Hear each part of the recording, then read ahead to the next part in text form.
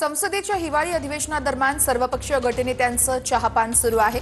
कामकाज संपल्यानंतर लोकसभा अध्यक्षांच्या दालनामध्ये सर्वपक्षीय गटनेत्यांचं चहापान सुरू आहे। पंतप्रधान नरेंद्र मोदी, केंद्रीय मंत्री राजनाथ सिंह, खासदार प्रियंका गांधी आणि सुप्रिया सुळे यांच्यासोबतच इतर गटनेते या चहापानाला उपस्थित असल्याचं या दृश्यांमध्ये आपण बघू शकतोय।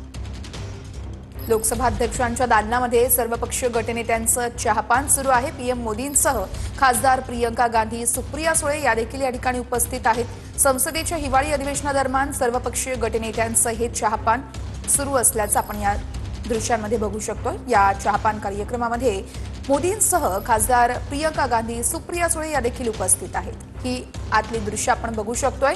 सर्वपक्षीय गटनेते हे एकत्र या ठिकाणी बसलेले आहेत आणि त्यांचं चहापान सुरू आहे। लोकसभा अध्यक्षांच्या दालनामध्ये या सगळ्या पक्षांच्या गटनेत्यांचं चहापान सुरू असल्याचं या दृश्यांमध्ये आपण बघू शकतोय। अनेक खासदार देखील या चहापानला उपस्थित आहेत।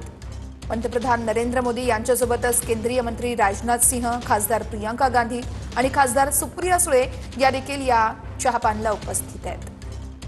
डॉक्युमेंट्स कशा पद्धतीने राष्ट्रवादीला बदनाम करण्यासाठी खोटी डॉक्युमेंट्स दाखवली त्याबाबत आम्ही हे आज पत्रकार परिषद घेतली आहे। ह्याच्यानंतर सुद्धा काही लोकांनी जर खोटी डॉक्युमेंट्स दाखवली असतील तर ते सुद्धा डॉक्युमेंट्स आपल्या माध्यमातून महाराष्ट्राच्या जनतेसमोर राष्ट्रवादीला बदनाम करण्यासाठी कशा पद्धतीने पेरली जातात हे दाखवण्याचं काम आम्ही पुढच्या काळामध्ये करू। तुम्ही सगळं सांगत असताना मात्र जे काही पेपर आलेले समोर आहेत, जमीन घेतलेली दिसून येत होती, जमीनचं रजिस्ट्रेशन केलं होतं, जमीन ताब्यात घेण्यासाठी तिथे गेले होते, तिथे बाउन्सर लावले होते, हे सगळं काय मग तथ्य नाही असं म्हणायचं सगळ्या प्रकार? बघा, जमीन घेण्यासाठी रितसर मी आधी सांगितलं आपल्याला कायदेशीर आम्ही जी काही कायदेशीर डॉक्युमेंट्स होते त्याच्या आधारावरती मागणी केली होती। जमीन आधी सरकारच्या ताब्यात आहे, त्याच्यावरती त्या जमिनीवरती आक्षेप घेतल्यानंतर सरकारकडून एक समिती स्थापन करण्यात आली। खरगे समितीचा अहवाल तपास चालू आहे। त्या तपासाच्या नंतर अहवाल येईल।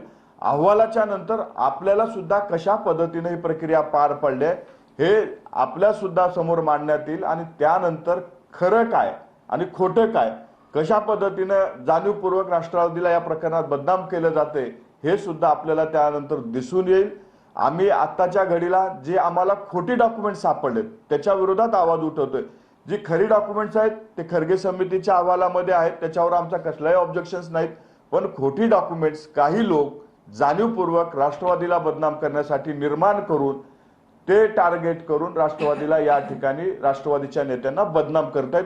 म्हणून आज ही पत्रकार परिषद घेऊन त्यांना एक्सपोज करण्याचं काम आणि जी लोक अशा पद्धतीने पुढे करतील त्यांच्या विरोधात मानहानीचा दावा ठोकवण्याचं काम हे आमच्याकडनं केलं जाणार आहे। शीतल तेजवानींनी म्हणजे तुम्हाला ही सगळी बनावट पेपर देऊन तुम्हाला जमीन खरेदी करायला लावली असं म्हणायचं आहे का?